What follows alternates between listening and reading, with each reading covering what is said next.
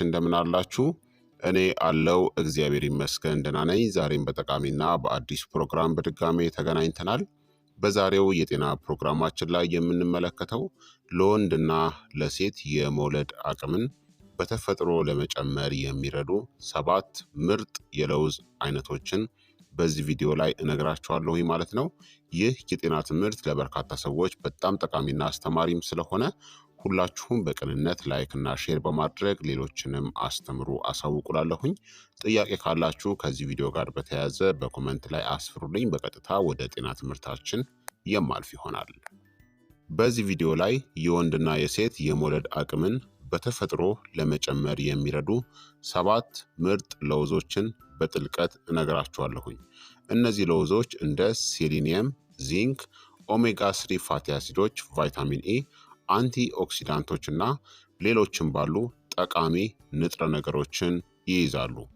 እያንዳንዱ ለውዝ በሳይንሳዊ መንገድ ለሆርሞን ሚዛን፣ ለወንድ የዘር ጤና፣ ለእንቁላል መውጣትናም ለወንድና ለሴት የመራቢያ አካላት ጤንነት የሚረዱ ንጥረ ነገሮችን ይዘዋል ማለት ነው። አንደኛ ብራዚል ነት የምንለው ለውዝ ነው። ይህ የሚጠቅመው የወንድ የመራባት አቅምን፣ የወንድ ዘር ጤናን ማለትም የስፐርም ጤናንናም የቴስቴስትሮን መጠንን ለመጨመር ይረዳል። የብራዚል ነት ዋናው ንጥረ ነገር ሴሊኒየም ነው። ሴሊኒየም ደግሞ ለወንድ የዘር ጤና በጣም ጠቃሚ ነው። በቀን ከ1 እስከ 2 የብራዚል ነት ለውዝን መመገብ የዕለት ተዕለት የሴሊኒየም ፍላጎትን 100% ፕላስ ሊያሟላ ይችላል ማለት ነው። ሴሊኒየም ለወንድ ዘር ወይም ደግሞ ስፐርም እንቅስቃሴ፣ ለቴስቴስትሮን ምርትና በወንዴ ዘር ላይ የሚደርሰውን የዲኤንኤ ጉዳትን ለመቀነስ ወሳኝ ነው። በሴቶች ላይ ደግሞ ሴሊኒየም ጤናማ የእንቁላል ፍሬዎችን ይደግፋል፣ እንዲሁም እንቁላልን ከኦክሲዲቲቭ ስትረስ ይከላከላል።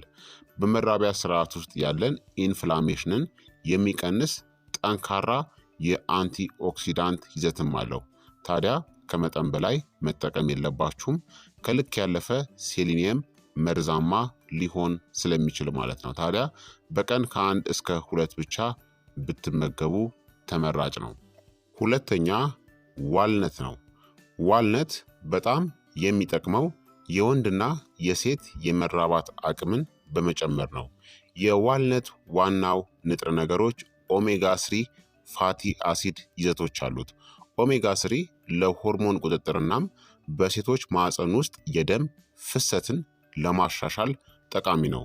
በወንዶች ላይ የወንዴ ዘር ቅርጽን ወይም ደግሞ ሞርፎሎጂውን እናም እንቅስቃሴውንም ያሻሽላል። ዋልነት በዘር ፍሬ ወይም ደግሞ በቴስቲክል እናም በእንቁላል ላይ የሚደርሰውን የኦክሲዲቲቭ ስትረስንም ይቀንሳል።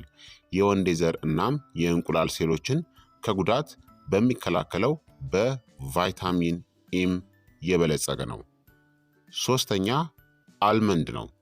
አልመንድ በጣም የሚጠቅመው የእንቁላል ጥራትን፣ የሆርሞን ሚዛንን በማሻሻል ነው።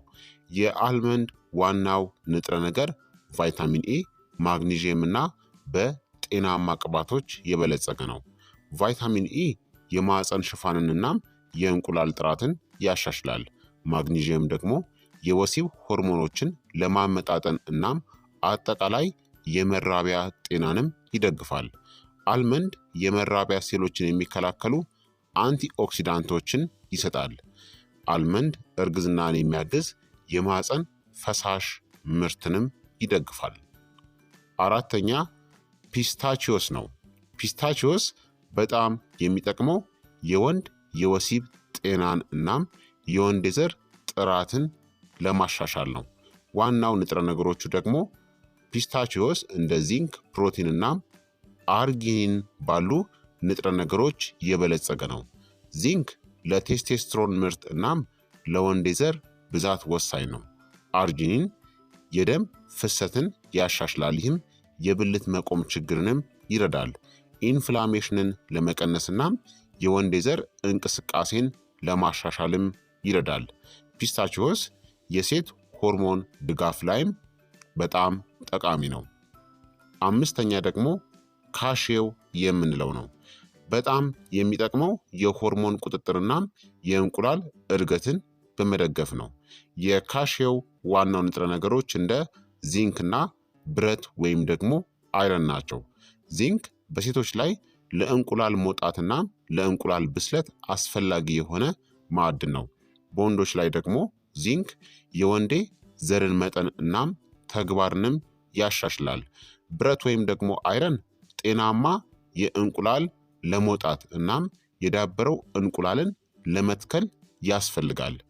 የካሼው ሌሎች ጥቅሞች ደግሞ እንደ ኤስትሮጅን እናም ቴስቴስትሮን ያሉ የወሲብ ሆርሞኖችን የሚቆጣጠሩ የአድሬናል እጢዎችንም ይደግፋል። ስድስተኛ ሄዝልነት ነው። ሄዝልነት በጣም የሚጠቅመው የእንቁላልናም የወንዴ ዘር ጤናን በመጠበቅ ነው። የሄዝልነት ዋናው ንጥረ ነገሮች እንደ ፎሌት፣ ቫይታሚን ኤ እናም በጤናማ ቅባቶች የበለጸገ ነው። ፎሌት ለዲኤንኤ ውህደት ወሳኝ ሲሆን የወሊድ ጉድለቶችን ለመከላከልም ይረዳል። በወንዶች ላይ በሄዝልነት ውስጥ የሚገኙ ፎሌት እናም አንቲ ኦክሲዳንቶች የወንዴ ዘር ዲኤንኤ ጤንነትን ያሻሽላሉ። በሴቶች ላይ የእንቁላል እድገትን ይደግፋል፣ እንዲሁም የእንቁላል ጉዳትንም ይቀንሳል። ሄዝልነት በተጨማሪም የመራቢያ ሆርሞኖችን ሚዛን ለመጠበቅ የሚረዱ ሞኖ አንሳቹሬትድ ቅባቶች ምርጥ ምንጭ ነው። ሰባተኛ ማካዴሚያ ነት የምንለው ነው። ማካዴሚያ ነት በጣም የሚጠቅመው ኢንፍላሜሽንን ለመቀነስናም የሆርሞን ምርትን ለመጨመር ነው። የማካዴሚያ ነት ዋናው ንጥረ ነገሮች ሞኖ አንሳቹሬትድ ፋቲ አሲድ እና የኦሜጋ 3 ፋቲ አሲድ ይዘት አለው። የመራቢያ አካላት ውስጥ ያለውን ኢንፍላሜሽንን ለመቀነስ ይረዳል። በሴቶች ላይ ፕሮጀስትሮን ሆርሞን ምርትን ያበረታታል። ይህ ለመትከል እናም ለእርግዝና በጣም አስፈላጊ የሆነ ሆርሞን ነው። በወንዶች ላይ ደግሞ በአንቲ ኦክሲዳንት ይዘቱ አማካኝነት የዘር ፍሬ ጤንነትን ያሻሽላል። የማካዴሚያ ነት ሌሎች ጥቅሞች ደግሞ በወንዶችም ሆነ በሴቶች ላይ አጠቃላይ የሆርሞን ሚዛንን ለማሻሻል በጣም ጥሩ ነው ማለት ነው።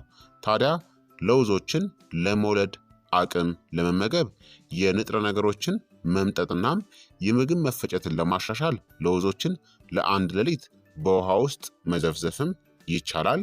እንዲሁም ደግሞ ሰፊ የንጥረ ነገር ስብስብን ለማግኘት ከአንድ አይነት ለውዝ ይልቅ የተለያዩ እነዚህ አይነቶችን ብትመገቡ መልካም ነው። ሁሉንም ማለት ነው ከተቻለ።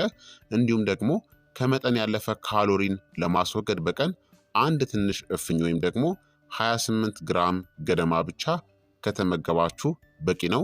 በተጨማሪም የጨው ወይም የስኳር ጭማሪ ያላቸውን ለውዞችን አስወግዱ።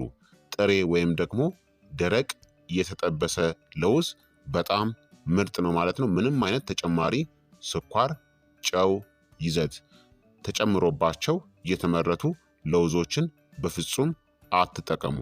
በአጠቃላይ እነዚህ 7 ለውዞች የመውለድ አቅምን በወንዶችም በሴቶች ላይም የሚጨምሩ የለውዝ አይነቶች ናቸው ማለት ነው። ብራዚልነት የሴሊኒየም ጥሩ ምንጭ ነው። የወንድ የዘር እንቅስቃሴንና የእንቁላል ሴል ጥበቃን ይሰጣል። ዋልነት የኦሜጋ 3 እናም የቫይታሚን ኢ ምርጥ ምንጭ ነው። የሆርሞን ሚዛንንና የወንዴ ዘር ቅርጽን ያሻሽላል። አልመንድ የቫይታሚን ኢ እናም የማግኒዥየም ምርጥ ምንጭ ነው። የእንቁላል ጤናን፣ የማህፀን ፈሳሽንና የሆርሞን ሚዛንን ያሻሽላል። ፒስታቺዮስ የዚንክና የአርጂኒን ምርጥ ምንጭ ነው። የቴስቴስትሮን መጠንን ለመጨመርና የወንድ ዘር እንቅስቃሴንና የደም ፍሰትን ያሻሽላል። ካሼዎስ እንደ ዚንክና እንደ ብረት ያሉ ምርጥ ምንጭ ነው። የእንቁላል ጥራትንና የእንቁላል መውጣትንና የቴስቴስትሮን መጠንን ለማሻሻል ይረዳል።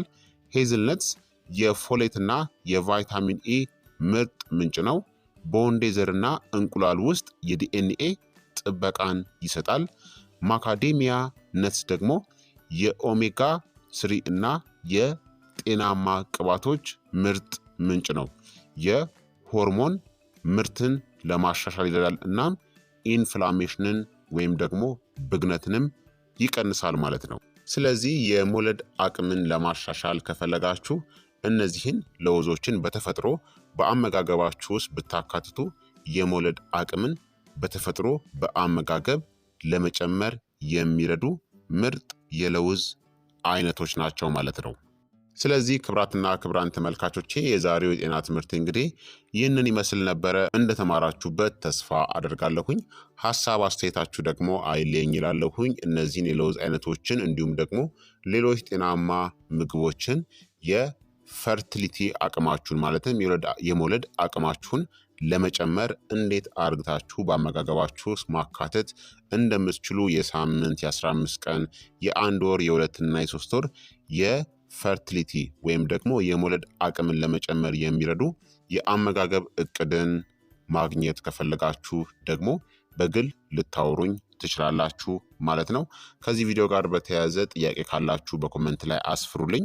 በቀጣይ የጤና ትምህርት እስከምንገናኝ እኔንም እናንተንም ቸር ያቆየን። መልካም ጊዜ፣ መልካም ቆይታ። ቻው ቻው።